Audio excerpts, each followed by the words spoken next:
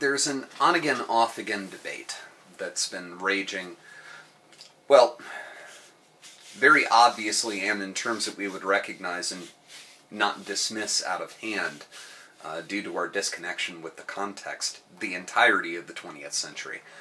But to be entirely frank, it's been going on in one form or another for just about as long as we can trace back in terms of written record, regarding whether or not a given thing constitutes art. Whether modernism, minimalism, Dadaism, what have you, whether this particular artist's work constitutes art, whether or not they merit wearing the title of artist. And being honest, I do tend to weigh in on the more conservative side of that.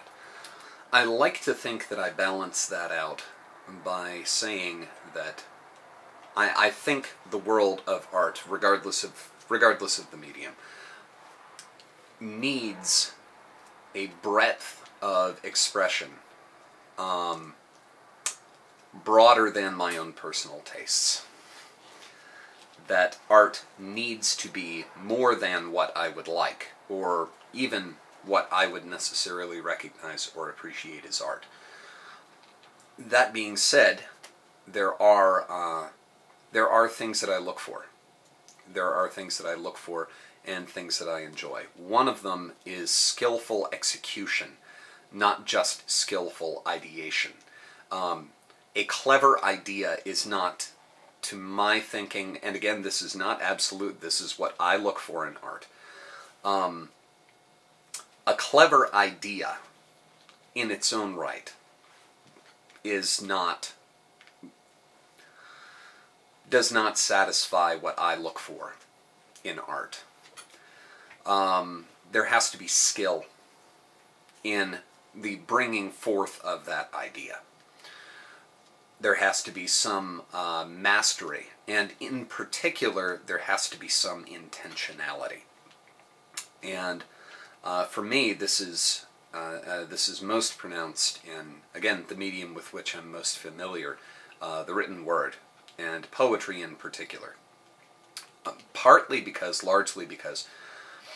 the state of poetic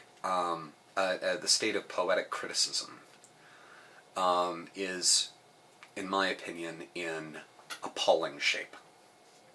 The state of general public awareness and education regarding poetry is in appalling shape.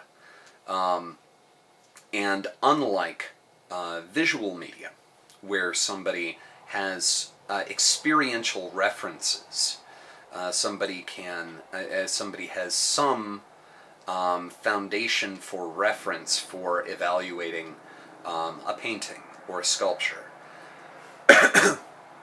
in that there is some degree of mimicry, at least in classical form, of something with which they have immediate experience.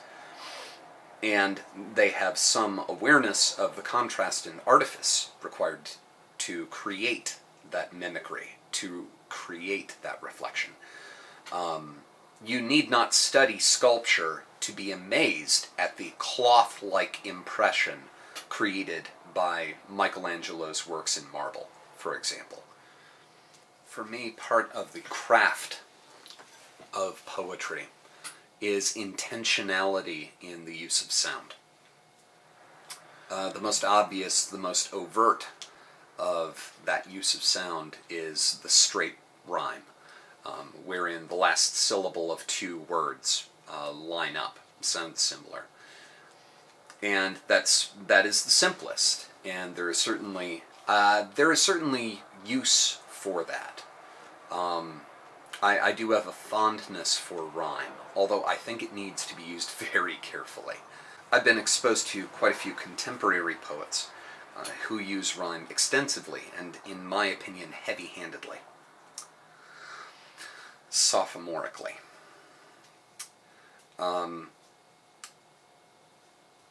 A poem wherein the last syllable of every line rhymes but the lines have no real sense of rhythm to them. There is no unifying sound play, like alliteration or intrasyllabic rhyme or intraline rhyme or slant rhyme, other than that last syllable at the end of the line. To me, that's just excruciating to listen to. And I won't say that it's not poetry, but I'll say that it's the kind of poetry that one should have gotten out of one's system when one was at school. To draw a musical analogy, it's akin to an exercise piece written entirely in C major. The C major chord is a necessary and useful element in the composition of piano music, but when you build around it exclusively, it's fine as a student exercise, but it's going to get really boring. It's going to get really boring. Continuing the musical analogy, however, if in the course of playing a piece in C major, a student happens to hit a flatted 13th, we don't necessarily call them a jazz musician if it wasn't intentional.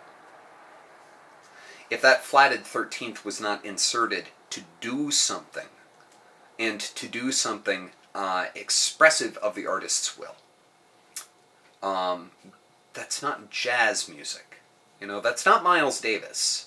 Bouncing between chromatic and diatonic scales to do something interesting to the ear, to play with your expectations. That's artistry. That's jazz. As someone playing sevenths and 13ths because they don't know where to put their fingers, that's not artistry. That's a learning process, but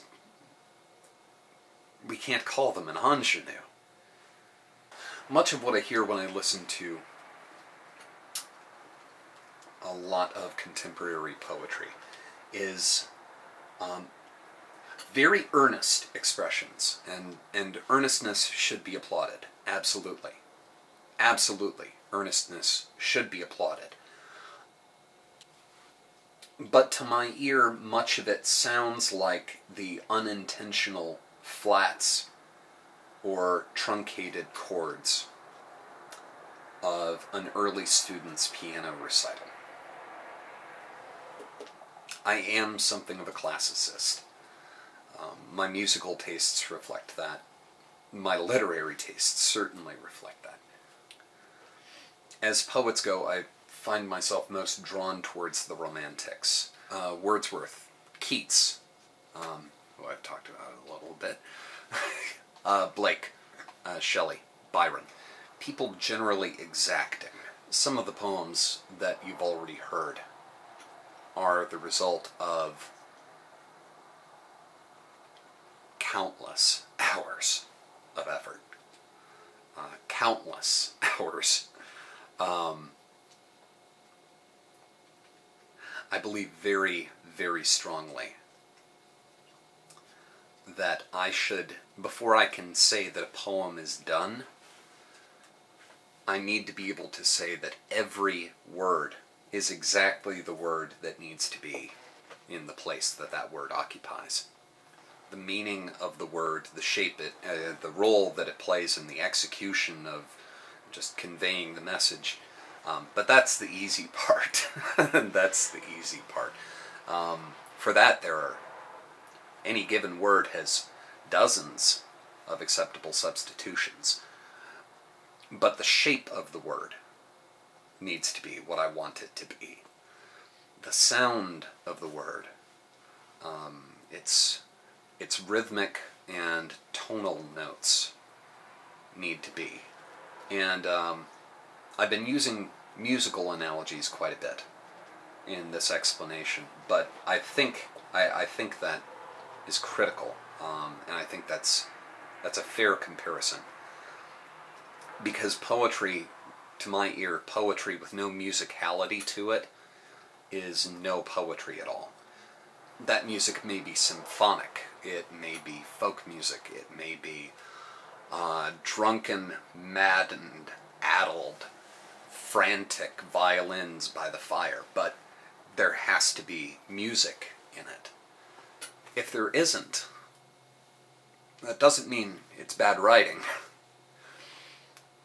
It just means it isn't poetry.